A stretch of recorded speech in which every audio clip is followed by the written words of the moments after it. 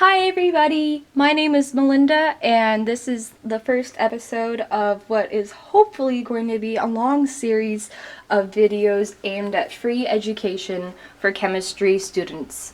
I am a student myself and this is kind of a little pet project of mine. I tutor chemistry and I've always wanted to do an online thing, so this is my chance to do it. So thank you for being here, and we are just going to jump right in. So I guess the first question that we all really need to ask is, what is chemistry? And I think someone I think it was Oxford or Merriam-Webster or something like that they defined chemistry as the branch of science that deals with the identification of the substances of which matter is composed, and how those substances interact and are used based on properties unique to said substances. That's a pretty big mouthful, but I think it encapsulates the technical definition of chemistry pretty well. I personally define chemistry as kind of the way the world works on a molecular and physical basis, but that leaves a lot open to interpretation, so I figured maybe an official definition might be good. There are a couple kinds of chemistry that you can explore. There's organic chem, which is all really based around like carbon, nitrogen, oxygen, hydrogen, all the things that you find in your body, in life on this planet as we know it. There's inorganic chem. That's kind of, I haven't had too much experience with inorganic chem, so I can't tell you too much about it, but it sounds like some fun. There's analytical chem, which is pretty cool. You can do some fun stuff. You can do some stuff. I have a professor who is an analytical chemist, and he's worked on breast cancer, I think, trying to find a cure for that. And so you can, apply it, analytical chem, that way. There's physical chem, or P-chem. Organic chem is also known as O-chem, just for reference. P-chem, I've heard, is really hard. I haven't taken that class yet. We're not going to do too much, or if any, physical chem in this series, at least not right now. And there's one more. Oh, biochem. Yay, biochem! The way our bodies and this world works in regards to chemistry. Can you guys read that? You can. Cool. So those are like the 5 main areas of chemistry. Of course, there's some sub areas, and that's what I like about chemistry. It's a really big world and you can do a lot in it. There's really something for everyone. If you like the chemical aspect of it, if you like the molecular aspect of it, the physical, nuclear, and you can always find something that you're most likely good at in chemistry. Hopefully. If not, that's okay. It's not for everyone. So, all chemistry, to move on, all chemistry is centered around atoms. And we organize basic information about these atoms using a periodic table. I'm hoping to have a full episode on the periodic table, its background, how to use it, because when I first came into chemistry, I thought it was like, okay, whatever, it's a periodic table, but now that I've learned more about it, I think it's one of the neatest things on this planet, and I think that Dmitry Mendeleev is one of the coolest people in chemistry, so hopefully we can do a little special for that sometime. But just for reference, this is it. Periodic table. It has all of our known elements. It's beautiful. Vanna White. This is from high school, so it's a little beat up. My apologies on that. So make sure you have this on you at all times. You'll need it. Alrighty. I'm not going to do too much chemistry today. I'm going to go over some etiquette stuff, just some basics, stuff that you'll find really in your first week of a general chemistry class in college, maybe an honors or AP chemistry class in high school. So we are going to I'm just going to say that all units, unless specified otherwise, are metric. All units are metric. This is not a problem for anywhere else in the world but the US. So to my US and other what is it, standard, whatever it is, royal, whatever it is, system users, all of our units need to be in metrics. It's not that bad, you'll get used to it. So like a sample problem, just to kind of get our brain juices flowing, if we have 542 miles, and we are going to find how many kilometers that is. KM. I'm going to just abbreviate that. Can you see that?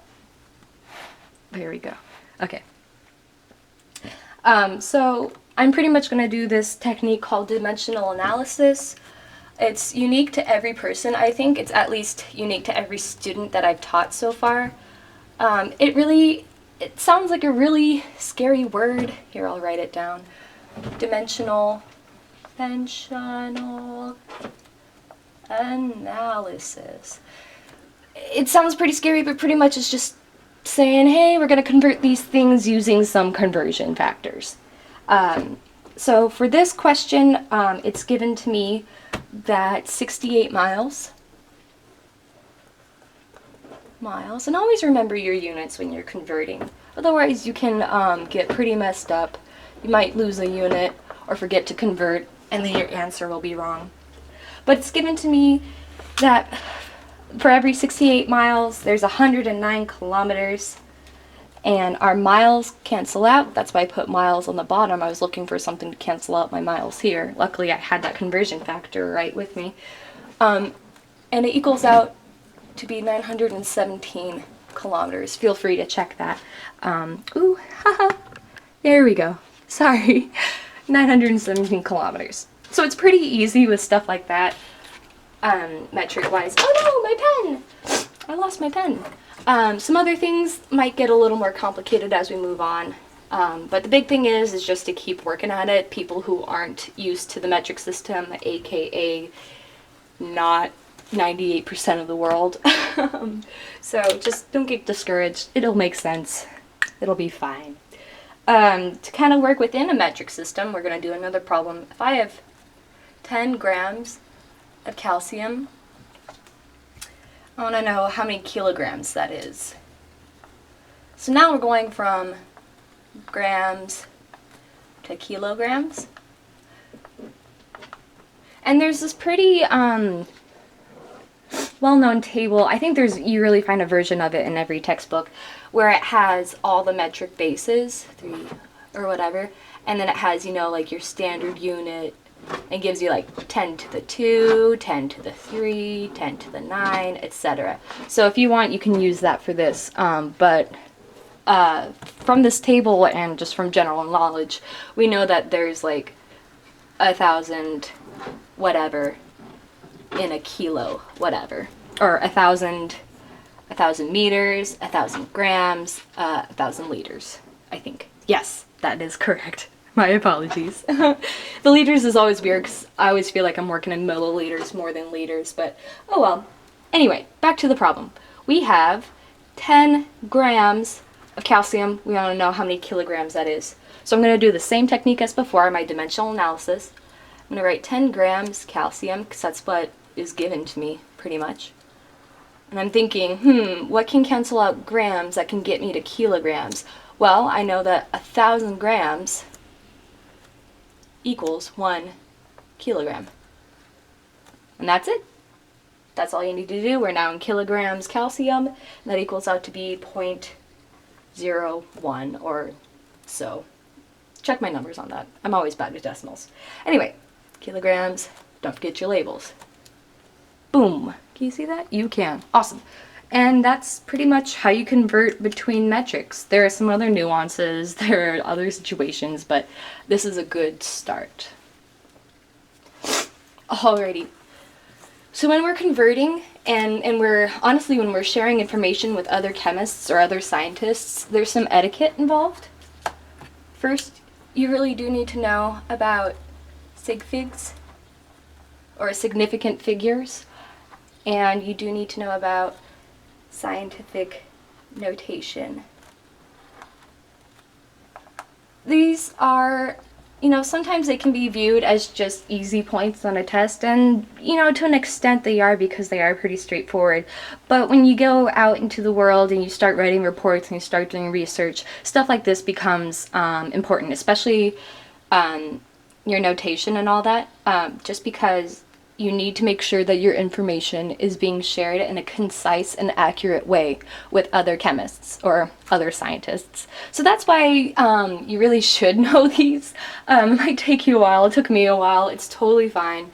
Just keep working at it, because that is important, even though sometimes it might not feel like that in the classroom. So I'm going to go over the rules for sig figs, or significant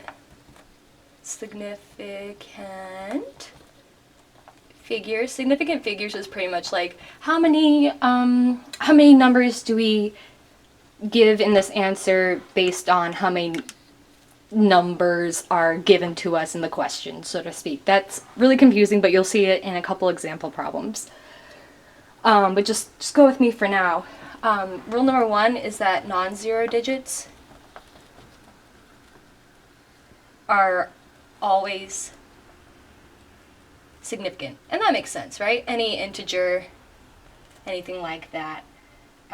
So in a number like 26.39, there are 4 significant figures in it, right? 1, 2, 3, 4.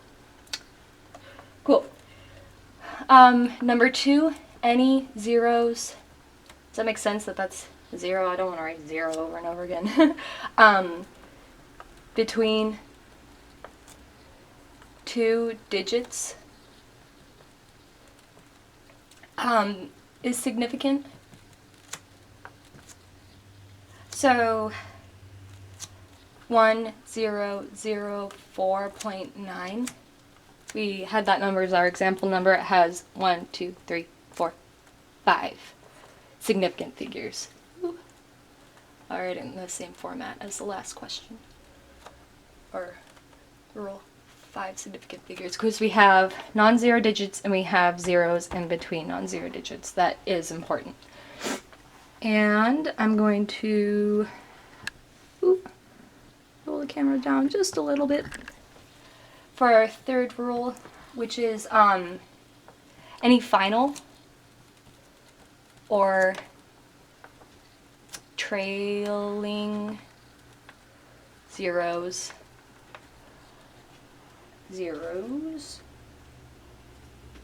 are significant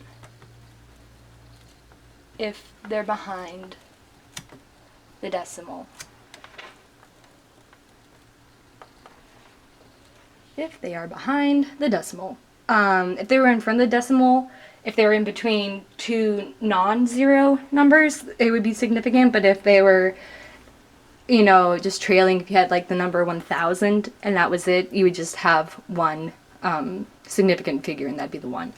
But if it was like 1000.50500, then it would have a couple more. It'd have 1, 2, 3, 4, 5, 6 or so. I did that in my head, so I might be wrong.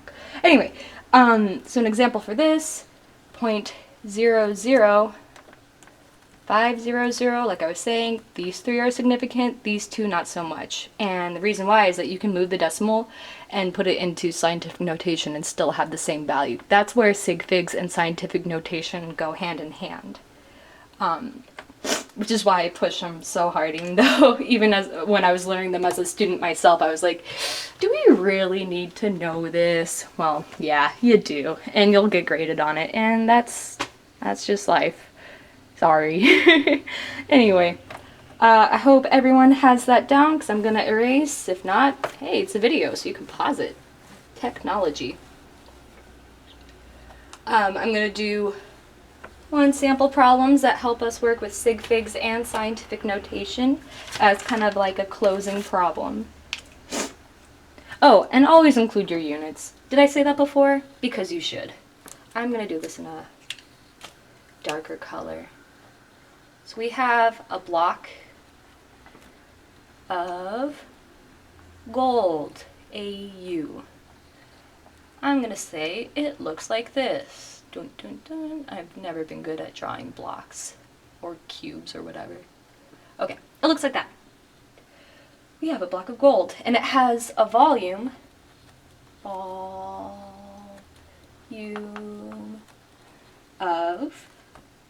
1792 centimeters cubed, right? Because our volumes are always cubed. Excuse me. How many, like, what is the volume in meters cubed?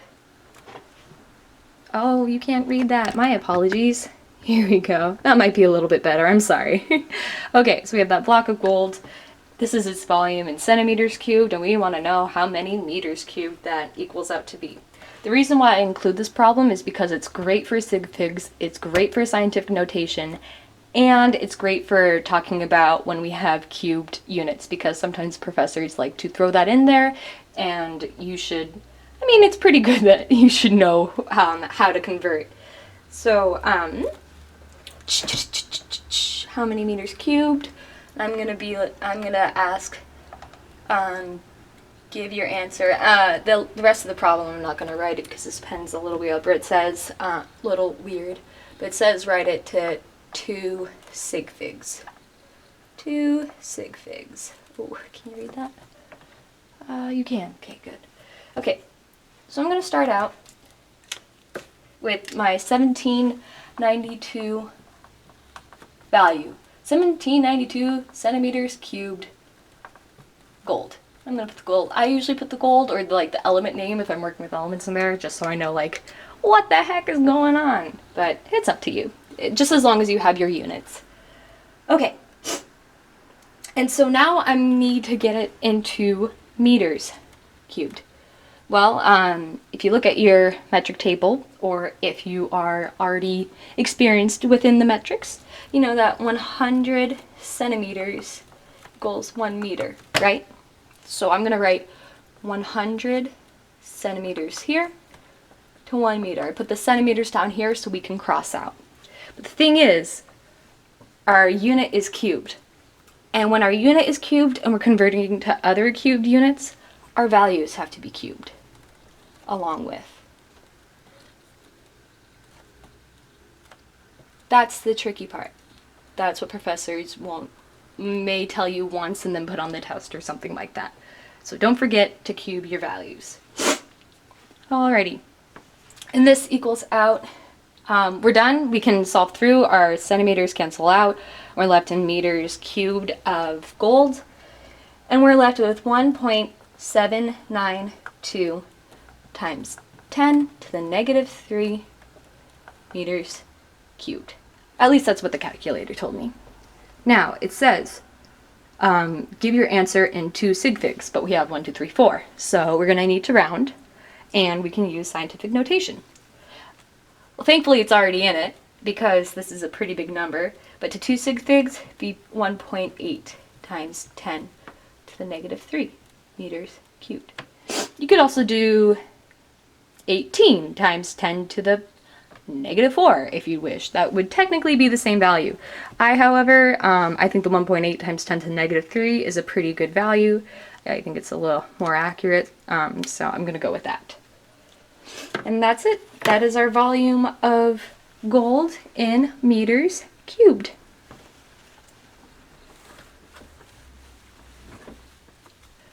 Alrighty, that's all I have for you for this episode. Thank you very much for tuning in. That means a lot to me. I really hope to keep this as a project. I really think it could do a lot of good. I hope it helped. If you have any questions at all, please feel free to leave them. Hopefully there's like a comments box, or you can message me. Or I'll try and set up a way that students can get to me with questions. Also remember that I am a student. I'm not I'm not yet just a professional, but I do this. I do tutor in chemistry, so if you have any questions about the material and you don't feel comfortable asking me, or it seems just a little weird, always, always, always go to your professor, go to your teacher, go to your TA if you're having any doubts. So, thank you very much for watching, and I will see you in the next episode. Thanks, guys! You all rock!